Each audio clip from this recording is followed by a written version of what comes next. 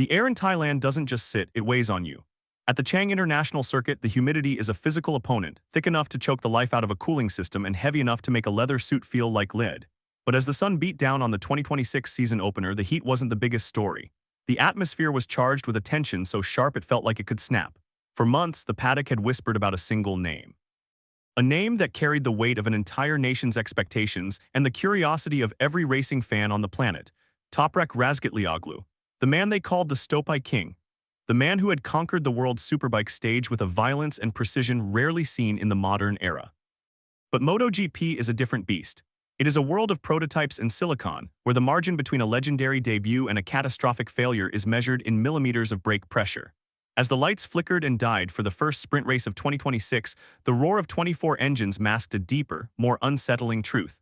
No one inside the Yamaha garage expected what would unfold next. They had analyzed the data, they had run the simulations, and they had gambled on the most aggressive talent in a generation. Yet, as Toprak lunged into the first corner, a ghost appeared in the machine, a technical shadow that would change everything for him, his team, and the entire narrative of the season. The silence that followed the screech of sliding tires at turn 12 wasn't just the sound of a crash. It was the sound of a reality check.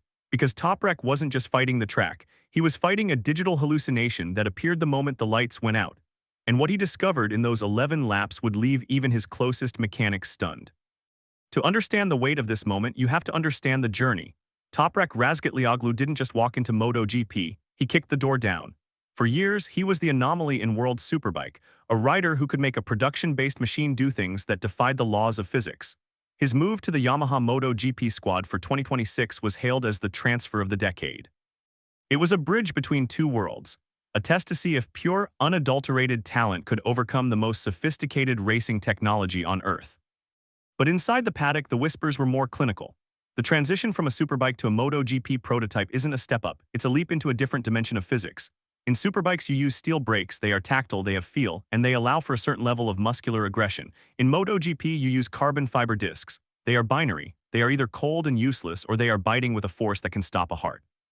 For a rider like Toprak, a late breaker who thrives on the absolute limit of the front tire, this was the ultimate gamble. The Yamaha garage was a pressure cooker. Management had made the call to pivot their entire development philosophy around Toprak's unique style. They wanted a rider who could break the rules of engagement. But as Toprak lined up on the 7th row for the 13-lap sprint, the weight of that decision was visible on the faces of the engineers. Starting from the middle of the pack in Thailand is like being thrown into a blender of hot air and carbon dust. The plan was simple: survive, adapt, and learn.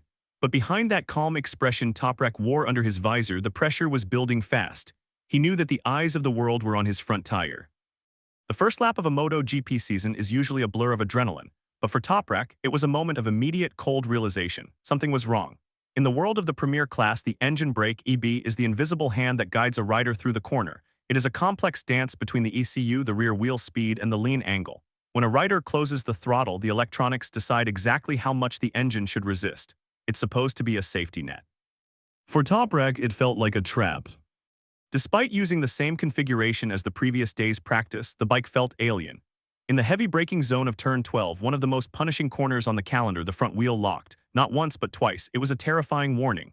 In MotoGP, a front wheel lock at 200 km/h usually ends in a trip to the medical center. Toprak's legendary reflexes saved him, but the seed of doubt had been planted.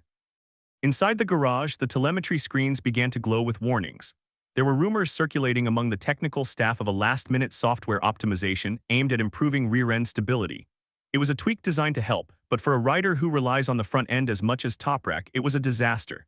He was fighting a machine that was trying to think for him, and its logic was flawed. He tried to recalibrate his brain in real time, pulling back on his natural aggression, trying to read the feedback from a sensor that seemed to be hallucinating. He should have taken that first lap scare as a final warning. He should have settled for a safe finish. But the heart of a champion doesn't understand the concept of settling. By lap 11, the story seemed to be stabilizing. Toprak was holding a respectable pace, shadowing his veteran teammate Jack Miller. For a rookie on a malfunctioning bike, it was a masterclass in damage control. He was proving he belonged. He was showing the world that even a broken Yamaha could be tamed by Turkish hands.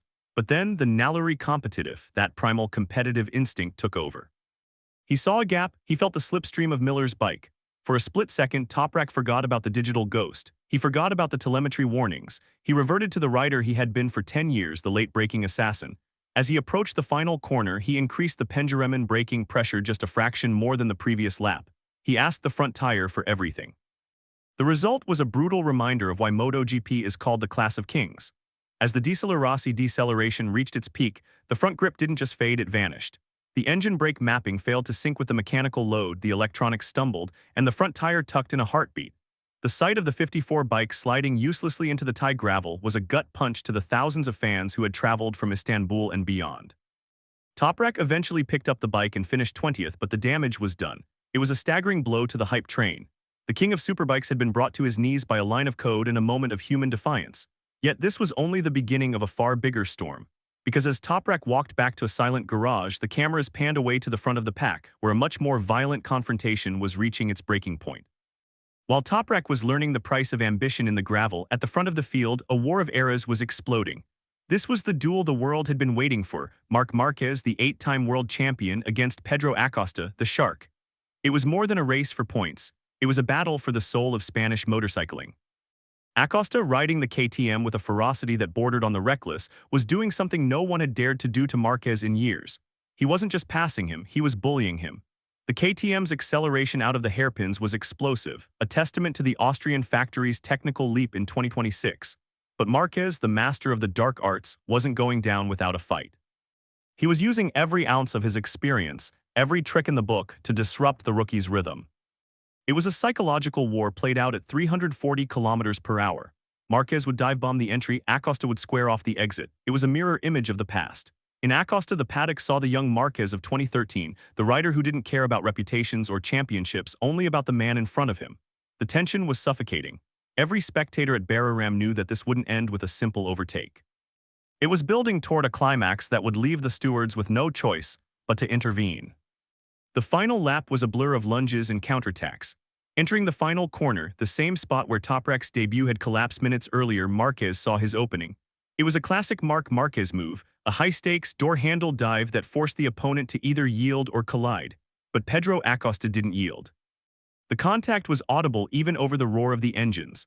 Fairings clashed, elbows locked, and for a terrifying second it looked like both would end up in the barriers.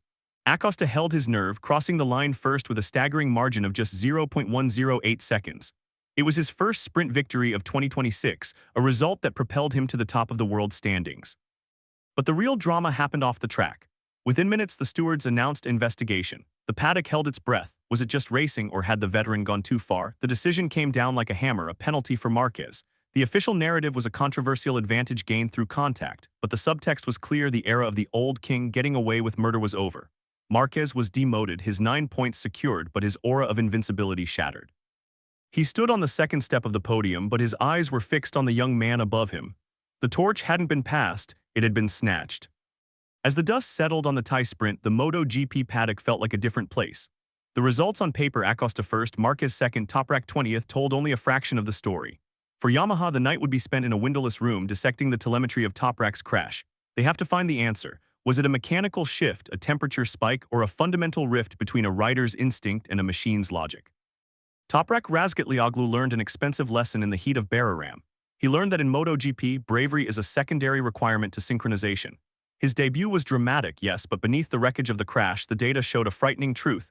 Even on a bike that was fighting him, he had the pace to run with the best in the world. He is a ticking time bomb of potential, waiting for the engineers to give him a weapon he can trust. As for the championship, the signal from Thailand is loud and clear. 2026 will not be a victory lap for the legends. It will be a street fight against a new generation that doesn't respect history. Pedro Acosta has sent a shockwave through the grid, and Marquez, for the first time in a decade, looks like a man who is finally feeling the weight of the years. The class of kings has never been more volatile. And as the teams prepare for the main race, one question remains. In a world governed by sensors and software, can pure human spirit still find a way to win? What happened next in the Thai paddock left even the most seasoned journalists stunned. And it would set the tone for a season that no one, not even the experts, could have predicted.